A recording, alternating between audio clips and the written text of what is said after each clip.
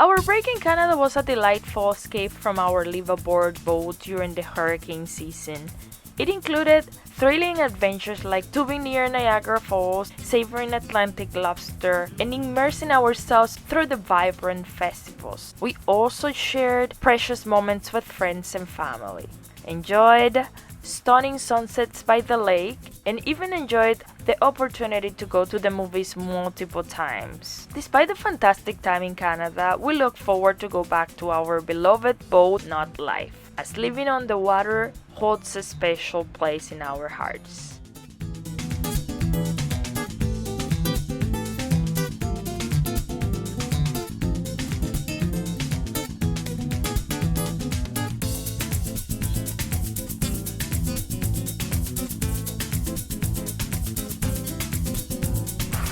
Hello everyone and welcome back. We had a short little stay in Canada. We're back in Knot Life now. It's hurricane season. It's hurricane season. We came back early because we got boat projects. We have lots and lots of boat projects. We're going to see how much we can get done before we go back in the water. We're not going to spoil all the work we're going to do by telling you now. It's so hot in here that when we got here, we couldn't even breathe. So we asked the marina to install an air conditioner. And right now we're under AC, so it is a little bit better.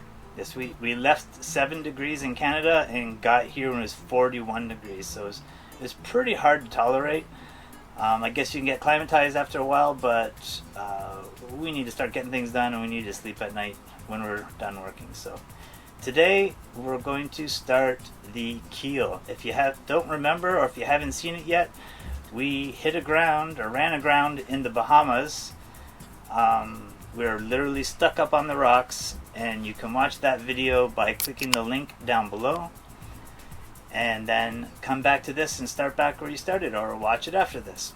We are going to get started now. We picked up a few supplies and we'll show you what we're talking about. So here I am underneath the Knot Life. Give you a view of what she looks like. Got the skeg hung rudder. We used to have a gory folding propeller and we had to switch to that one because the gory wouldn't come off when we changed our cutlass. Our zinc is pretty much rotted away over the last 2 years. And this is what we're up against for the keel. You can see it's very large chunk taken out. It's all very localized right in this corner. So I'm going to start cleaning that up, get it to a smooth surface, and then going to build it back up with fiberglass cloth and epoxy, because epoxy adheres best to what this is probably a polyester resin, and epoxy works great on that. You can't go the other way around. If you had an epoxy boat, you can't use polyester, but if you have polyester boat, you can use epoxy, which is stronger. So I'm gonna get started here.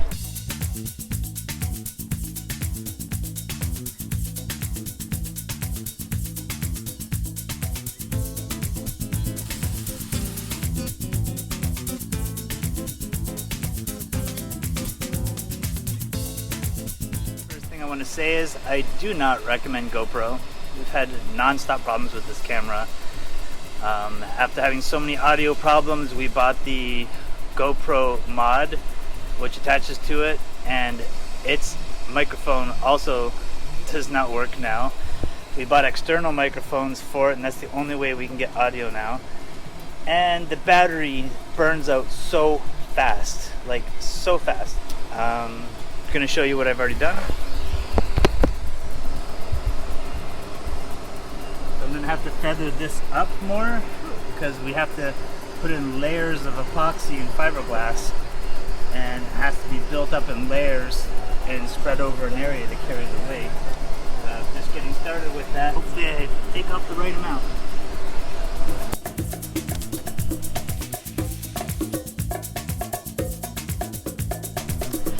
So what I've done here, I try to remove this right down to the core fiberglass, and it looks like there's a layer of either a skim coat or like a gel coat, and then they put more glass over top of it. So I'm doing this kind of in steps. So I'm gonna have one layer that covers everything, and then be building up these layers thicker and thicker and thicker here, and then more and more and more strips here. And it's gonna build up enough strips of fiberglass to reshape what I had here for a keel. Leaving most of this side. Just took a little bit off of here to clean up any kind of fractures that may have been on there. Probably ready to mask this off and start cutting up some cloths. What I want to do now is I want to make a template of this area that I'm working on. Put some tape.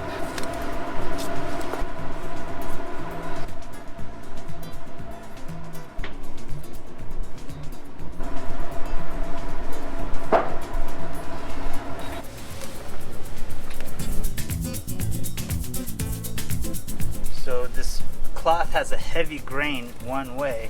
I want to make sure that grain is going up all the time to support weight pushing up if we ever get grounded again. So you can see it's chop mat on one side and cloth on the other side.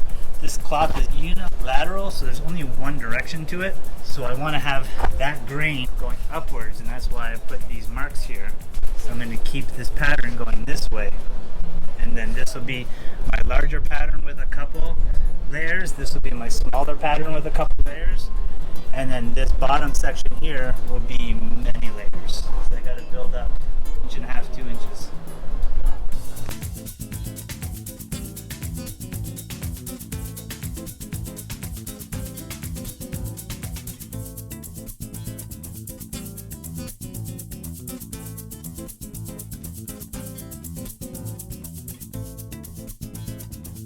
If you can see here, this is the shape of where I've grounded off. This is successions getting lower, and then here it's got to get built up really thick, so I'm going to be doing a lot of layers there. This space here has to get built up with glass. Now though this is a very heavy glass, that's a lot. You can see the thickness there compared to the thickness here.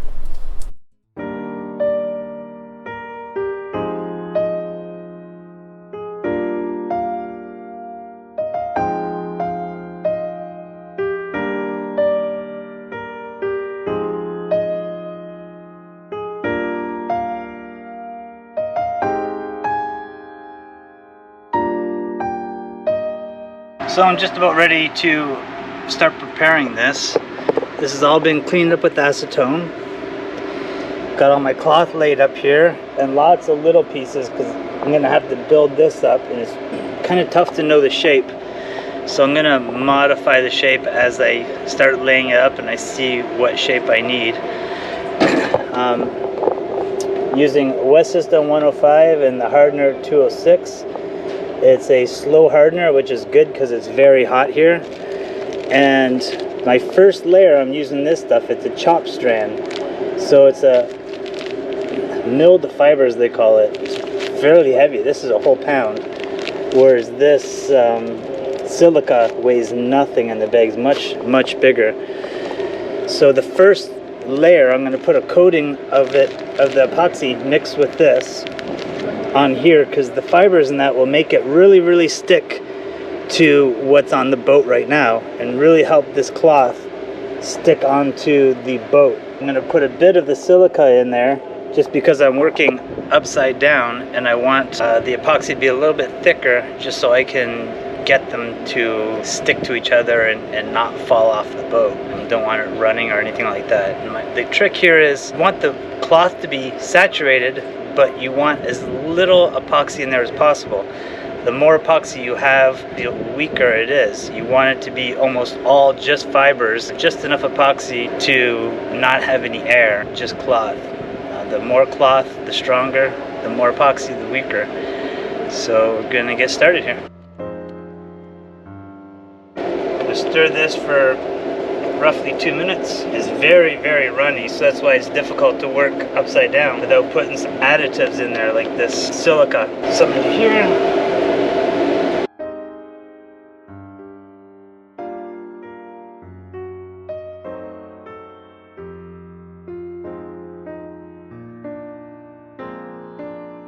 Bit of a crack here. I'm going to try to push some up in there.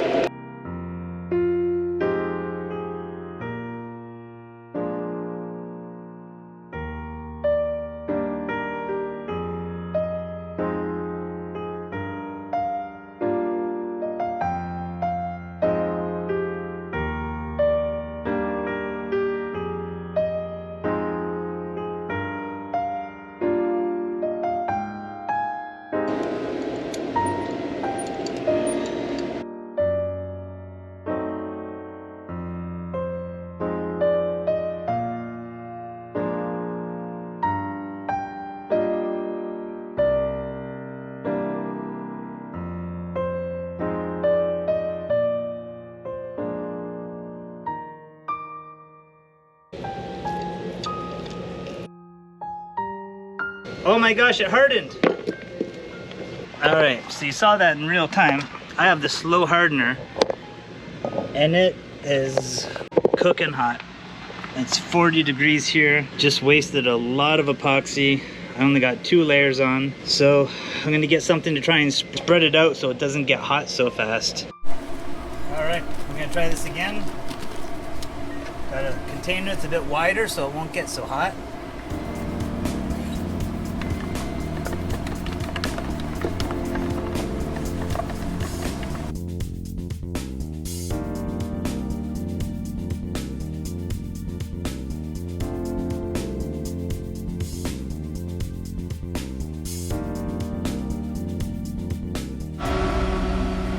Alright, this is as far as I'm going to get today.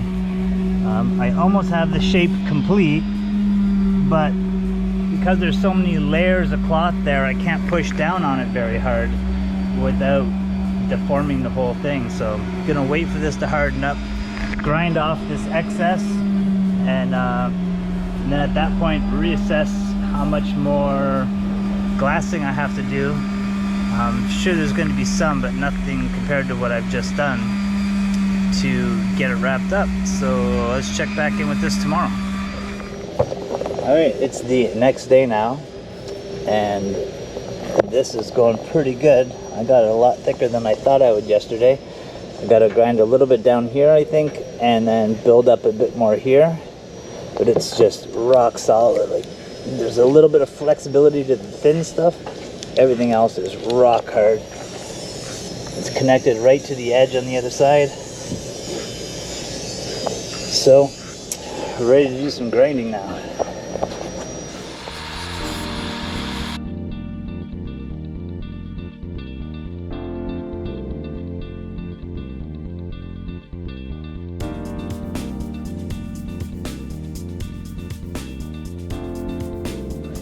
As you can see now, this is nicely rounded over. I'm going to wrap the last bit of glass around here and fill this in with some thickened epoxy with chopped strand.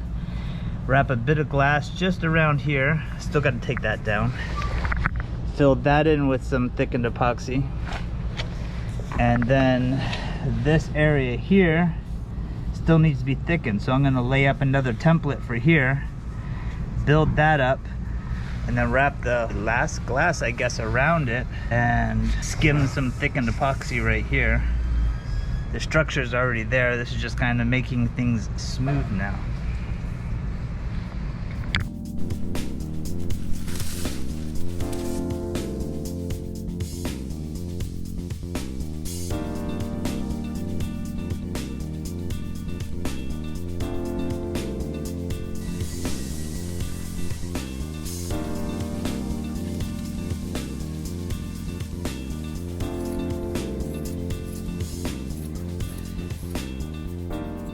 While I'm at it, this is my rudder, and there was some damage on the corner of it. Kind of looked like it was a wet rudder. It's always had this hole in it, so I'm thinking that hole somebody put in there to drain it and never filled it again.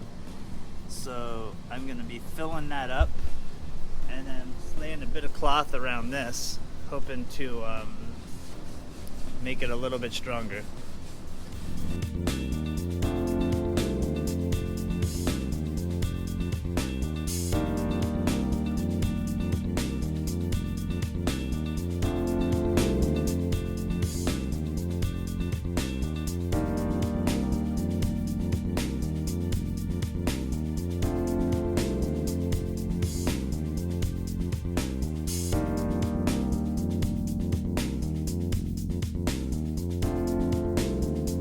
last time I did some grinding, I didn't put my suit on thinking I was only going to do a little bit, and I regretted that the whole weekend.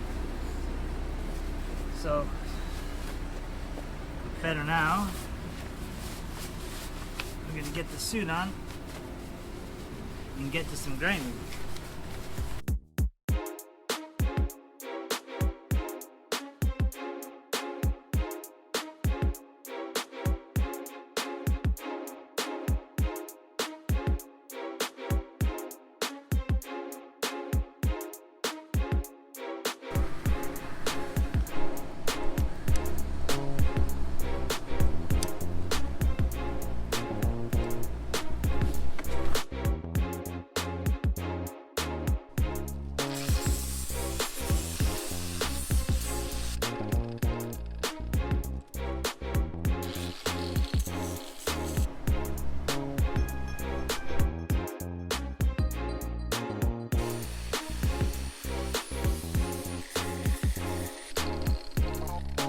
Alright,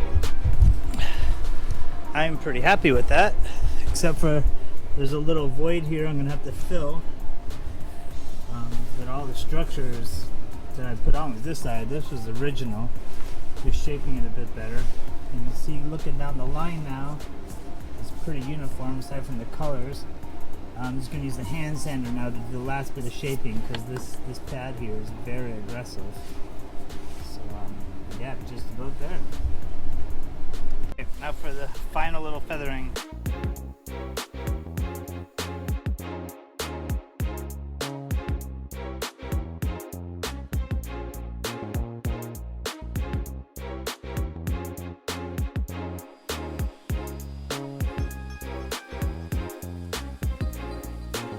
It's looking pretty even on both sides. This little cavity here. I could fill that tiny bit in here to make it perfect. I don't think that's going to make any difference in the world here. Everything's very smooth. And this is right down to the original. It just happens to be a bit of a dip there in the original. Just ground down through a blade of coating there so I could put some sealer, but it's already a little bit of a low spot. Alright, now going to mix up some epoxy with some silica. I'm just going to do a skim coat over this so when I sand it there's no exposed hairs from the fibers, and then I'm going to do a barrier coat.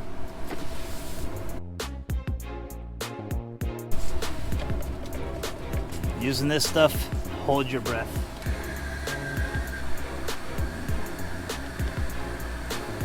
I want this stuff so it basically stands up on its own. I don't want it dripping. It looks like it's just about there. Spreading it on here quickly, because being thick inside the container here makes it harden incredibly fast. By spreading it out, it doesn't get so hot.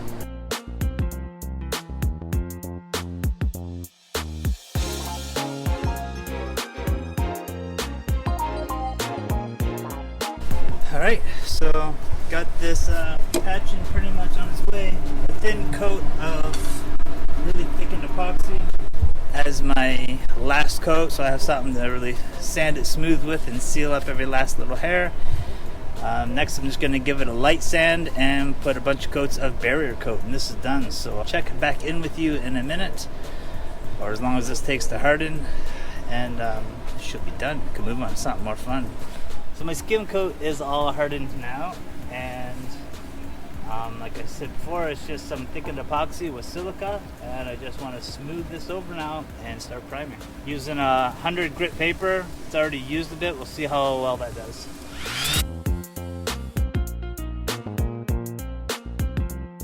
I think I'm going to use a little bit rougher sandpaper, get down a bit further. Not very much, but this is taking a little bit of time.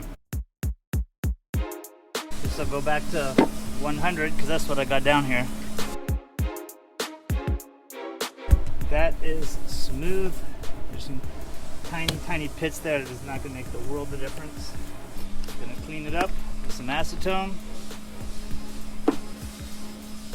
Now we're going to prepare 2-part epoxy as soon as I find it. Oh, here, right in front of me. There we go. This stuff is very, very thick. I'm gonna give this a stir for a while with my glasses on so it doesn't shoot up at me. Got these measuring cups here. Mix 3 to 1. So I'm gonna put 50 milliliters of this, 3 parts of this to 1 part of this. So I'm gonna do 50 milliliters of paint, and then I need about 16 milliliters of the hardener. So I just put a line there at what I believe is 16, quarters of the way up here between 50 and 70, right there. It's gonna be difficult to get an accurate measurement. The stuff is so thick.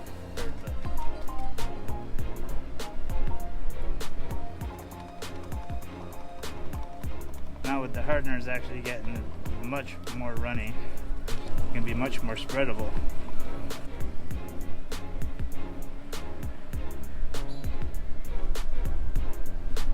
Stuff skins up so quick. I can get second coats on it. Probably gonna do at least 4. These are really thick coats. This is the little drill hole that I plugged. I want to make sure it's waterproof.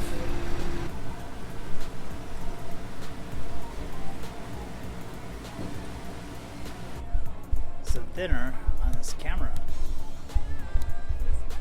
Alright,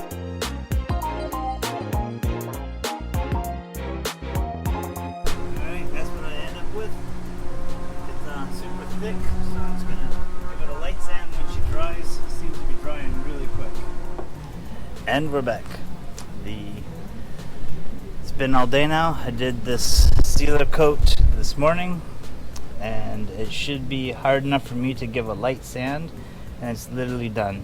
I put it on so thick there's a bit of a ledge here. I want to feather that, smooth it a bit. It's not super necessary, but I'd like it to look a little better.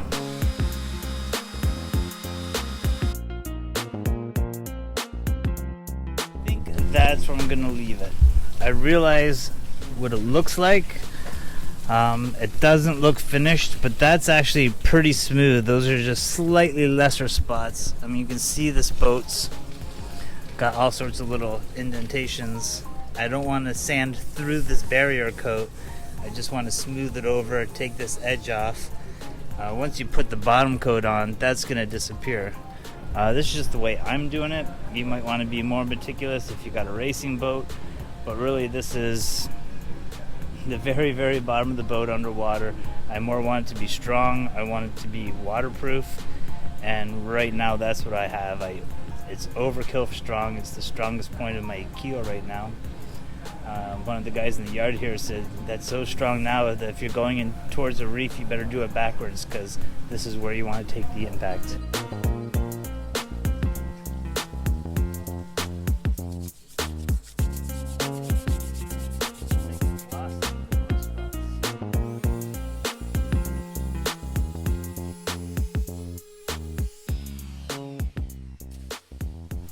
Alright, well that's it for my keel repair. It's strong. It's got 25-30 layers of glass in there. A symmetrical look here. So I'm calling this project done. I hope you learned something from this, or I hope this helped you. I'm sure it may not be perfect, but it's going to do the job. It's not a racing boat, so those tiny imperfections don't matter at all. It's waterproof, it's strong, it's way at the bottom of the boat. Once you put on the anti-fouling paint, you're not even going to see that I did a repair on this anymore. We'll show that later on. That's it for today. I hope it helped somebody, and if you haven't subscribed already, please consider doing so. We don't have a lot of commenters, so if you want to comment, I reply pretty much every comment. So, if you want to tell me what I did wrong, I'd love to hear it. I want to learn. I'm learning just like many other people are learning. Or if this helped you, I'd love to hear back from you. Until next time, have a good day.